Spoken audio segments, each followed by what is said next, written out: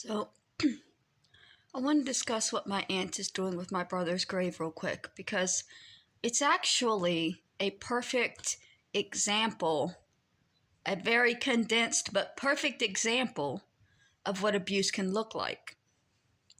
So, we start out at the beginning.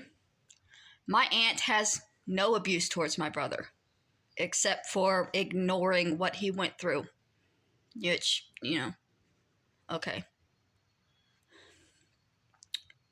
From the beginning, I was upset. I spoke out that my brother did not have a headstone. For a decade, he had been buried without a headstone because his family did not see him as a real person. They felt like dad had a headstone and they had the same name and they're right next to each other, so why buy another one? I never had the money myself, and it just never happened. So for a decade, my brother did not have a headstone. My aunt bought him one. Had it ended there, it would have been a reasonable situation. I was sad my brother was unmarked grave. My aunt marked his grave. Everybody's happy. But it didn't end there. Because then she decided that since she bought the headstone, she could do whatever she wanted to the grave. And then she started attacking the grave, visiting the grave with bottles of apple juice, telling me that she's going to have the body moved closer so that she could do that more often. You see how quickly it escalated from something very normal and even wholesome to something extremely sadistic and abusive that just keeps going and going and going. This is the third year in a row that they have held fundraisers to desecrate my brother's grave.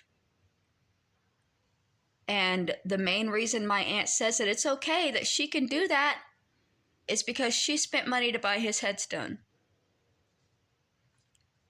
There was nothing I could have done to stop her from buying the headstone. I couldn't have gone to the cemetery and said, look, this woman's abusive. I don't want her spending money on my brother's grave. Abusers find their way in any way they can. For my aunt, it was money. She has used money to buy something that means a lot to me so that she can regularly hurt that thing because it means a lot to me. It doesn't matter that that thing is her own nephew, her own blood, her own sister's child. It doesn't matter. Now it's just a thing that she has purchased to beat me with. And that's what abuse looks like. I need to clarify. Nobody in the family, the immediate family, me, my sisters, could afford to buy my brother the headstone. It wasn't that we didn't want to. It was that we as sisters were never in a position where we could afford it. Mom could, for a point, but she was a heavy alcoholic and she made choices. And one of those choices was that her son did not need a headstone. She made a lot of choices in our lives. That would have been the final one, I guess, for him.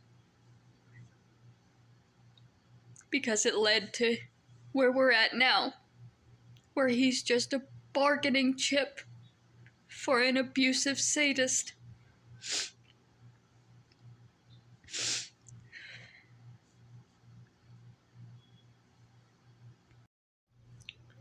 Unfortunately, the reason my grandmother did not buy him one was from spite from my mother.